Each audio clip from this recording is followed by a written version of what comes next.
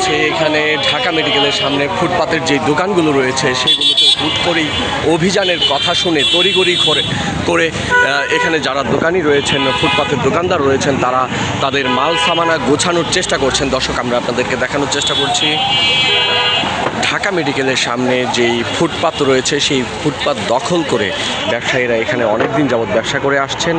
হুট করেই অভিযানের কথা শুনে তড়িঘড়ি করে এখানে গোছানোর চেষ্টা করছেন দোকানদার যারা রয়েছেন।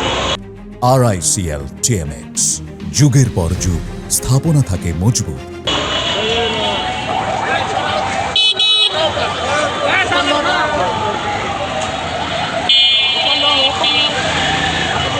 রাজধানীর যেই গুরুত্বপূর্ণ একটি সড়ক ঢাকা মেডিকেলের সামনে, সেই সড়কটি অনেক দিন যাবৎ এখানে ফুটপাতের যারা দোকানদার রয়েছেন তারা এখানে ব্যবসা করে আসছেন। তবে ফুটপাতের পাশে মূল সড়ক যেটি রয়েছে সেই মূল সড়কে তাদের দোকান বসানোর চেষ্টা করেছেন এবং আইনশৃঙ্খলা বাহিনীর পক্ষ থেকে এখানে যিনি রয়েছেন তিনি চেষ্টা করছেন এখানে যেন ফুটপাতের পাশে যেই মূল সড়কটি রয়েছে সেই সড়কে যেন যানজট সৃষ্টি না হয় এবং ফুটপাতের যেই দোকানগুলো রয়েছে সেইগুলো সরিয়ে দেওয়ার চেষ্টা করছেন।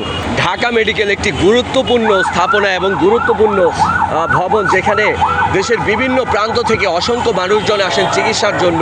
তবে রাস্তায় জ্যাম থাকার কারণে, রাস্তায় এরকম ফুটপাতের পাশে দোকানগুলো থাকার কারণে অনেক সময় যানজটের সৃষ্টি হয় এবং যেই যানজটের কারণে সাধারণ রোগী যারা রয়েছেন এবং অ্যাম্বুলেন্স সেগুলো যাতায়াতে অনেক সমস্যার সৃষ্টি হয়। দর্শক, আমরা আপনাদেরকে দেখানোর চেষ্টা করছি এখানে সেই ফুটপাত দখলমুক্ত করতে এবং ফুটপাতের পাশে যে দোকানগুলো রয়েছে সেইগুলো সরাতে আইনশৃঙ্খলা বাহিনীর পক্ষ থেকে চেষ্টা করা হচ্ছে।